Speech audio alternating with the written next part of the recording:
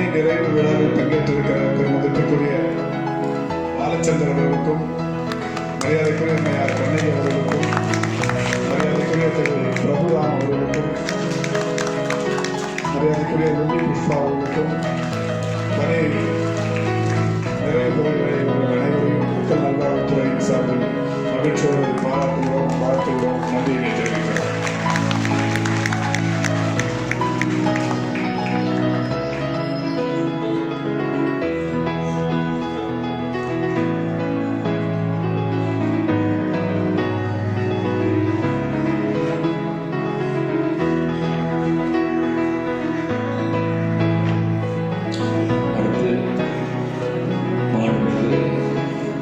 தொழிலாளர் நலத்துறை அமைச்சர் அவர்கள் பாராட்டி பேசுவார்கள்.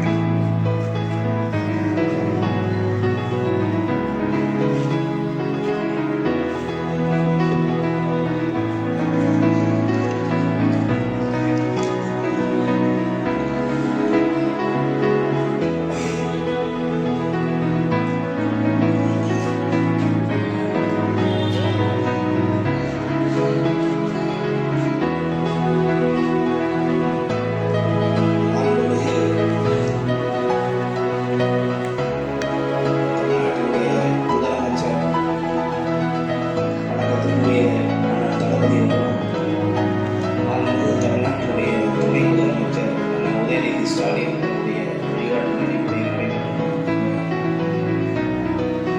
தமிழ்நாட்டுடைய மக்கள் நல்வாழ்வுத்துறையில் மாண்புமிகு அமைச்சர் மரியாதைக்குடன் அண்ணன் வாசு அவர்களே நிகழ்ச்சியிலே இன்று பணி ஓய்வு பெறுகின்ற எனது பாசத்துக்குரிய அன்பு சகோதரர் டாக்டர் ராஜமூர்த்தி அவர்களே, இஎஸ்ஐ மருத்துவத்துறையினுடைய இயக்குநராக இருந்து ஓய்வு பெறுகின்ற அன்பு சகோதரர் பாலச்சந்தர் அவர்களே, டாக்டர் கண்ணகி அவர்களே, ஜேடி பிரபுராம் அவர்களே, லில்லி அவர்களே, மருத்துவத்துறையிலே பணியாற்றக்கூடிய எனக்கு முன்னால் அமர்ந்திருக்கின்ற அன்பு சகோதரர்களே, நம்முடைய டாக்டர் ராஜமூர்த்தி அவர்களுடைய துணைவியார் அவர்களே, உங்கள் அனைவருக்கும் எனது அன்பான வணக்கம். அதாவது நாங்கள் எப்போவுமே டாக்டர் ராஜமூர்த்தி சாரை வந்து மாப்பிள்ளன்னு தான் கூப்பிடுவோம். நான் கூப்பிடுவேன். ஏன்னா இஎஸ்ஐயில் அவர் டைரக்டராக வர்றதுக்கு முன்பாகவே, நான் அமைச்சராக வருவதற்கு முன்பு, நான் சட்டமன்ற உறுப்பினராக இருந்த காலத்தில் நாங்கள் 2 பேரும் இணை பிரியாத நண்பர்கள்.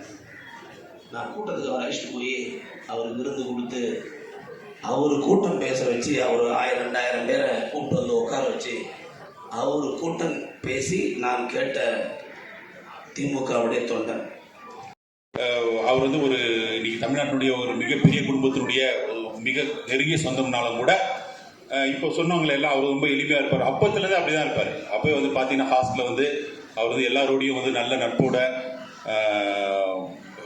நல்ல விதமாக பழகுவார். அவர் வந்து எங்கள் கிளாஸுக்கு கிட்டத்தட்ட 35 பேர் இருந்தோம். எல்லாருக்குமே வந்து அங்கே சிலர் பிடிக்கும், சிலர் பிடிக்காது. ஆனால் அவரை வந்து எல்லாருக்குமே பிடிக்கும்.